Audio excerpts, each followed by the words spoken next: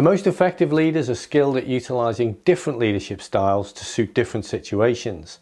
This isn't an easy skill to pull off, but it can be learned and it pays dividends in performance down the line. In this video, I'll talk you through the 6 different leadership styles under emotional intelligence developed by Daniel Goleman, and also give you some tips to help you expand your repertoire of styles. So let's get started.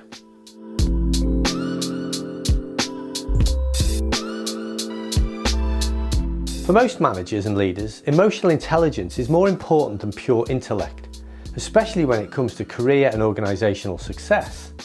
This is because emotional intelligence gives an individual the ability to recognise and manage not only their own emotions, but also the emotions of their people.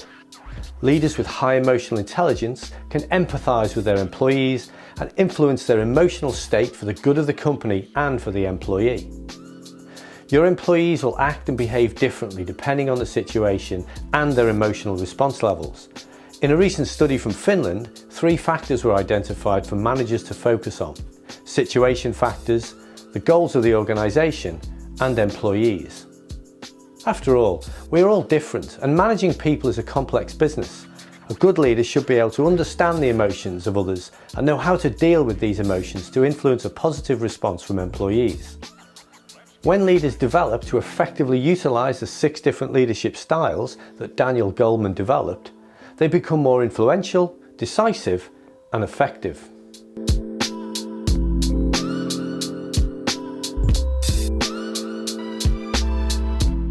Goleman identified resonant and dissonant styles of leadership.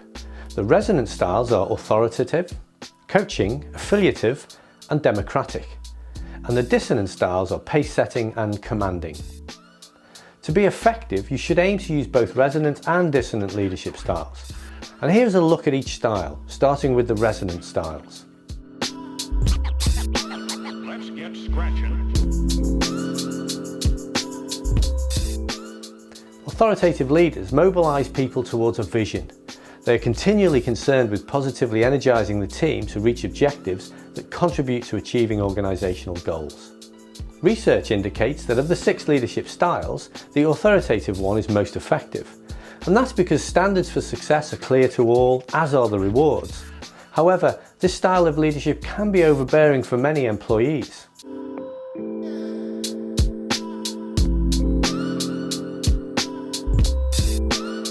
A coaching leader helps develop an employee's strengths and weaknesses for personal and career success. Employees gain a better understanding of what is required of them and what their role is in the big picture. But research shows us that this is the least used leadership style, with many managers saying they don't have enough time. But this approach markedly improves organisational culture as well as performance. Let's get scratching. This style is very much a people come first approach. It can be great for building team harmony or increasing morale, but this style is exclusively focused on praise and leaves little room for effective performance management.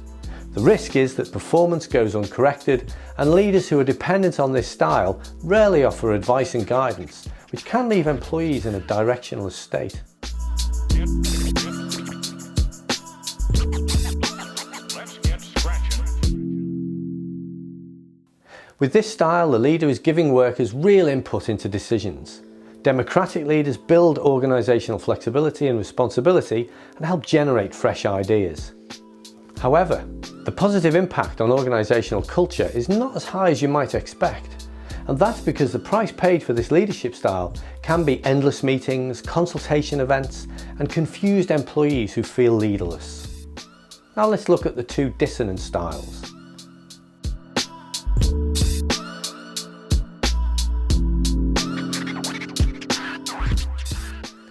A leader who uses this style is one that sets high standards of performance and quality and exemplifies them in their own work.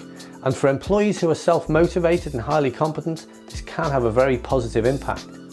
However, other employees can feel overwhelmed by such a leader's demands for excellence, and this can lead to resentment as the leader takes control over situations.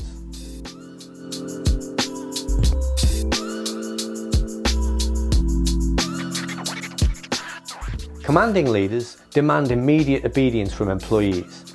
It can be a very effective approach in a crisis situation or for a business turnaround. However, it mostly inhibits the organisation's flexibility and certainly dampens employees' motivation.